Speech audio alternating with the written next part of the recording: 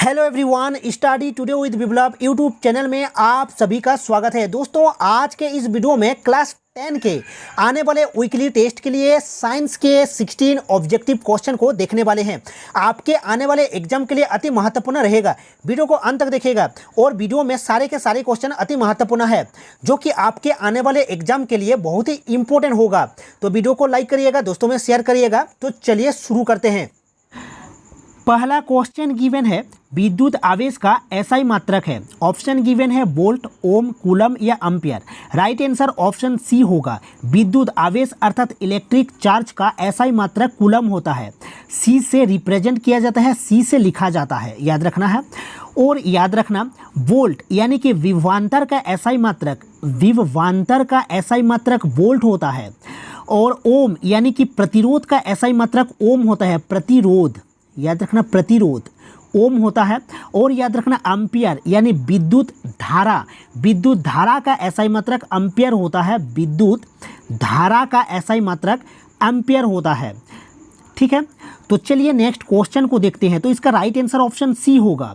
ठीक है, चलिए नेक्स्ट क्वेश्चन को देखते हैं। क्वेश्चन नंबर 2, विद्युत धारा का एसआई मात्रक है। विद्युत धारा का एसआई मात्रक एम्पियर होता है। इलेक्ट्रिक करंट, ठीक है, विद्युत धारा का एसआई मात्रक एम्पियर होता है। ए से लिखा जाता है। कूलम यानी कि सी, विद्युत आवेश का एसआई मात्रक कूलम होता है। विद्युत आवेश का एसआई मात्रक कूलम होता है, यानी सी से लिखा जाता है। और ओम यानी कि प्रतिरोध का एसआई मात्रक ओम होता है। ठीक है, और वोल्ट यानी कि वी से लिखा जाता है। विभवांतर का एसआई मात्रक वोल्ट होता है। तो इसका राइट आंसर ऑप्शन डी होगा। नेक्स्ट क्वेश्चन को देखते हैं। क्वेश्चन नंबर 3 को देखिए। क्वेश्चन नंबर 3 गिवन है, विद्युत धारा मापने वाले यंत्र को क्या कहते हैं? एमीटर, वोल्टमीटर, गैल्वेनोमीटर या इनमें से कोई नहीं। इसका जो राइट आंसर होगा वो एमीटर होगा। ऑप्शन ए होगा राइट आंसर। विद्युत धारा मापने वाले यंत्र को एमीटर कहा जाता है। और वोल्टमीटर यानी कि विभवांतर को मापा जाता है।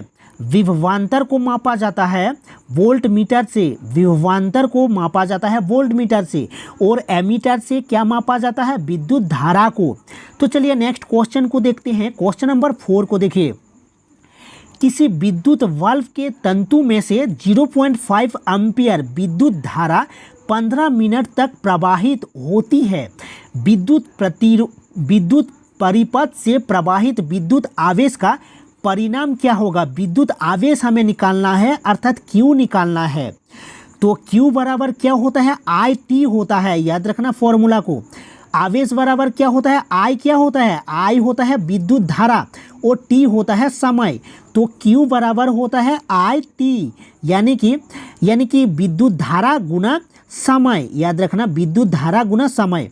तो क्वेश्चन गिवन है कि विद्युत वाल्व के तंतु में से 0.5 एम्पियर विद्युत धारा, यानी I गिवन है 0.5 एम्पियर और टाइम गिवन है 15 मिनट। तो 15 मिनट को हम लिख सकते हैं सेकंड में। 15 × 60 बराबर कितना होगा? 15 × 60 बराबर 900 सेकंड हम इसको लिख सकते हैं। तो हमें Q निकालना है, क्योंकि क्वेश्चन गिवन है कि विद्युत आवेश का परिणाम क्या होगा। तो Q बराबर होता है IT होता है। और I का मान गिवन है 0.5 और टाइम गिवन है 900 सेकेंड। तो इसका जो राइट आंसर होगा 0.5 × 900 बराबर कितना होगा? 5 9 45 यानी 45, 450 कितना होगा? Q अर्थात हमें क्या निकालना था? आवेश निकालना था, इसलिए C होगा कूलम। विद्युत आवेश का एसआई मात्रक कूलम होता है, इसलिए C होगा। 450 C होगा इसका राइट आंसर। तो ऑप्शन को देखिए, ऑप्शन ए गिवन है 450 C। तो इसका जो राइट आंसर होगा 450 C होगा, यानी विद्युत आवेश का जो एसआई मात्रक C होता है, इसलिए ऑप्शन ए होगा राइट आंसर। चलिए नेक्स्ट क्वेश्चन को देखते हैं। क्वेश्चन नंबर 5 को देखिए। 12 V यानी कि वोल्ट विभवांतर के दो बिंदुओं के मध्य 4C आवेश को ले जाने में कितना कार्य किया जाता है? तो हमें कार्य निकालना है। तो दो बिंदुओं के मध्य जो विभवांतर होता है, दो बिंदुओं के मध्य विभवांतर बराबर होता है किया गया कार्य बटे आवेश होता है।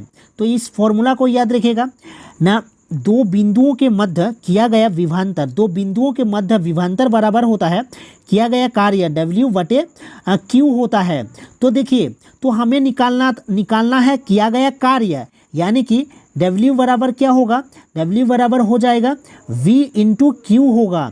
तो देखिए हमें गिवन है V का मान कितना है, 12 V गिवन है, और Q का मान गिवन है 4C। C क्या है, आवेश है, C अर्थात आवेश का ऐसा ही मात्रक होता है, तो 4 बराबर 48 क्या होगा, जूल होगा, क्योंकि कार्य का ऐसा ही मात्रक जूल होता है। तो ऑप्शन बी होगा इसका राइट आंसर, ऑप्शन बी। तो चलिए नेक्स्ट क्वेश्चन को देखते हैं, क्वेश्चन नंबर 6 को देखते हैं। क्वेश्चन नंबर 6 गिवन है ओम का नियम से, यानी ओम का नियम क्या कहता है ना, ओम का नियम V बराबर होता है IR होता है, V बराबर IR। I क्या है, ये धारा है, विद्युत धारा है, और R क्या है, रेजिस्टेंस है, प्रतिरोध है। तो V बराबर होता है IR, याद रखिएगा V बराबर IR होता है, और V जो होता है वो डायरेक्टली प्रोपोर्शनल होता है I के, यानी जैसे ही धारा का मान बढ़ेगा V का मान भी बढ़ जाएगा। तो इसका जो राइट आंसर होगा वो होगा ऑप्शन सी, यानी कि V बराबर IR। ओम का नियम क्या है, V बराबर IR होता है। तो चलिए नेक्स्ट क्वेश्चन को देखते हैं, क्वेश्चन नंबर 7 को। क्वेश्चन नंबर 7 गिवन है निम्न में से किसे चाकू से काटा जा सकता है, लिथियम, कैल्शियम, तांबा या लोहा। इसका जो राइट आंसर होगा ऑप्शन ए होगा लिथियम। याद रखिएगा लिथियम, सोडियम और पोटेशियम को आसानी से चाकू से काटा जा सकता है। लिथियम, सोडियम और पोटेशियम क्या होते हैं, क्षारीय होते हैं, क्या होते हैं, क्षारीय होता है, ठीक है। सोडियम, पोटेशियम और लिथियम क्षारीय होते हैं, अत्यधिक अभिक्रियाशील धातु है।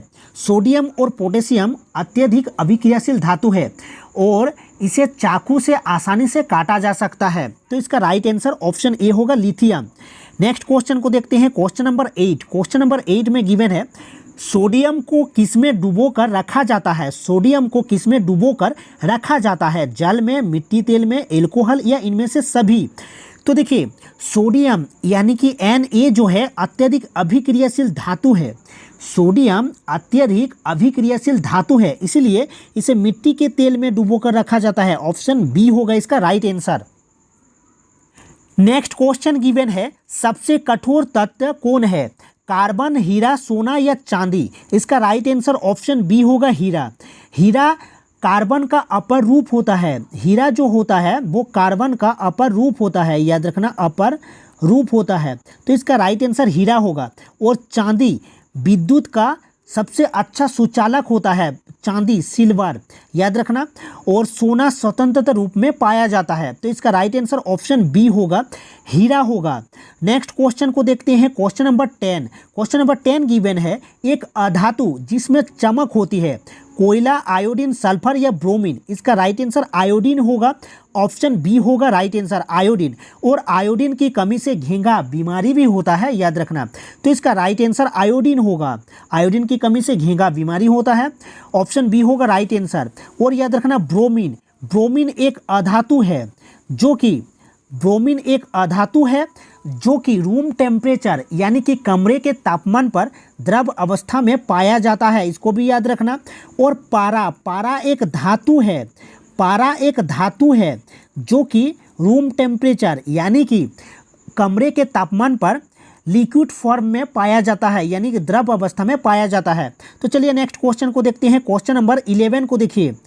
किसकी प्रतिकृति का बनना जनन की मूल घटना है। ऑप्शन देखिए डीएनए, केंद्रक, जीन या जीव द्रव्य। तो इसका जो राइट आंसर होगा क्वेश्चन नंबर 11 का डीएनए होगा।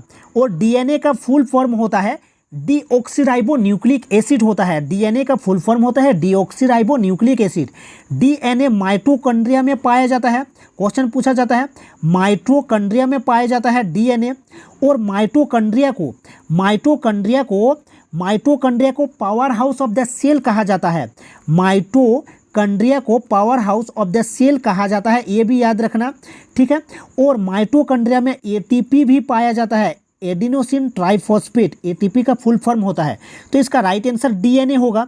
और याद रखना जो जीन की रासायनिक संरचना डीएनए होता है, जीन की रासायनिक जीन की रासायनिक संरचना डीएनए होता है।